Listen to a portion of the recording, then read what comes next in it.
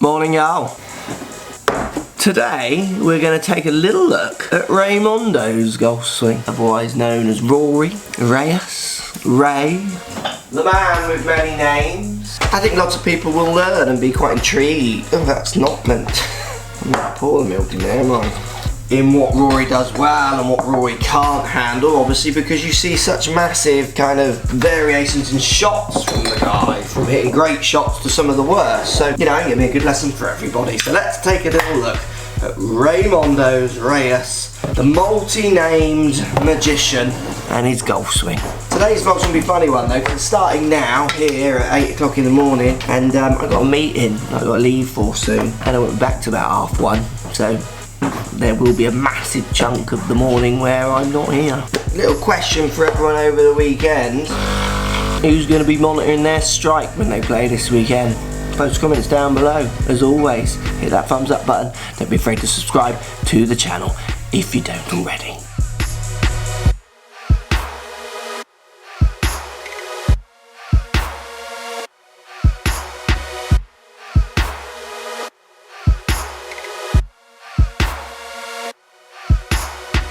Right, arrived at meeting. See you all 1:30ish.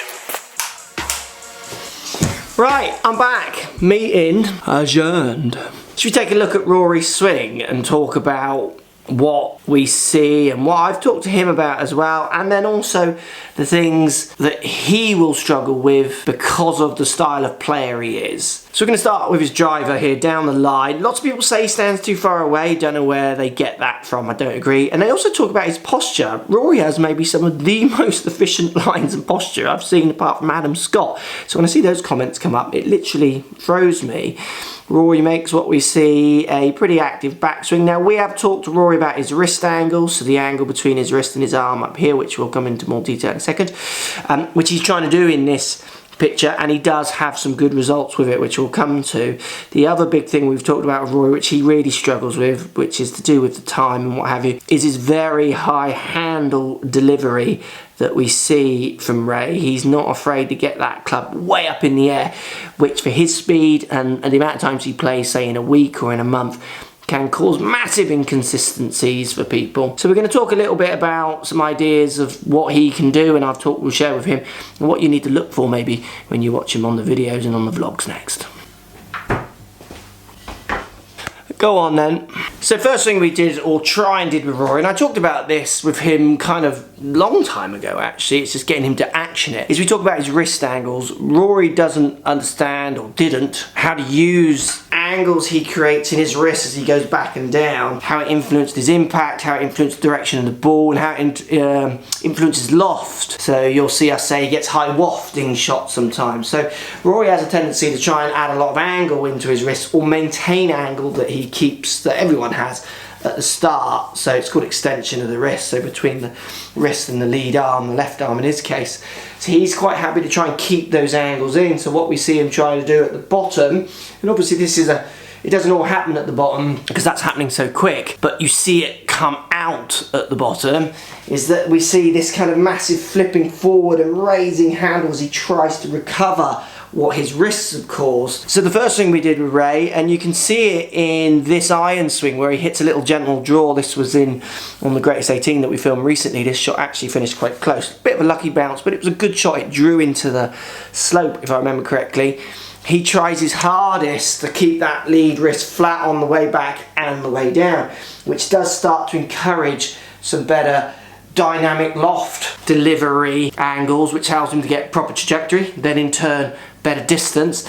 And often these kind of wrist angles, certainly for Ray at the moment, encourage the face to be slightly close to a path, so he can rely on the ball subject to strike, constantly drawing back to him. And that's one of the main things with Rory and other players like him. With his speed, having aggressive face to path deliveries open to a path, and then on the next shot way close to a path, we get the rainbow flights that you see from him, where he misses massive left and massive right, and then he gets it right in between, and we see those kind of brilliant shots, as good as anyone who plays on the videos when he gets it right. So just wrist angles alone don't fix all the issues, because we need to deal with how he likes to kind of try and pull everything close to him. But just by getting that wrist angle sorted out, we've seen recently a massive change in the consistency of shots. He still gets the really crazy ones because strike plays his part and he gets it wrong, but we started to see a little bit more of a pattern of the shape that he wanted to see. I'm gonna eat my soup now, and we'll talk about that downswing a bit more.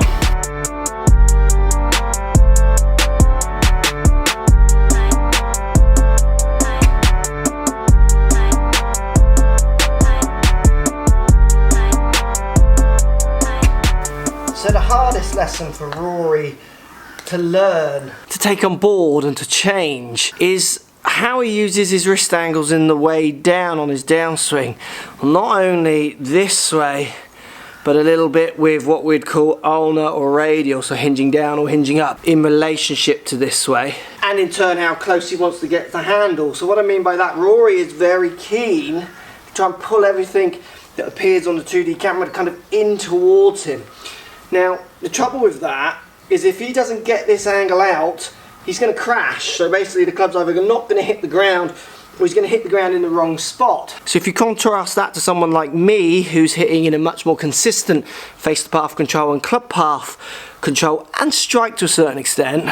So I'm the opposite to Rory. I'm going to use this angle and not try and create much going on in this angle on the way down. So we've tried it with Rory in the past and he really struggles to feel this one, but I think this is the biggest hurdle for him to really gain consistency, because literally flattening the lead wrist is only going to do a certain amount, and it does help, but he needs to do a bit more. Rory's very keen to pull that handle in, and then at the bottom we see this kind of try to recover it as he pulls that handle back up, because he can feel he's pulling it almost too much to the ground for too long, doesn't want to crash, so then he has to have this kind of emergency pull-up. Think of it almost as a plane coming in, even though it doesn't relate to angle of attack or have to relate to angle of attack. He's kind of coming in this way with emergency pull-ups, which he can't time, where I'm getting into my kind of pre-hitting position much earlier, so more here opposed to Rory's here, and then I'm just using rotation in my body to fling that club out in front of me, getting that more kind of repeatable move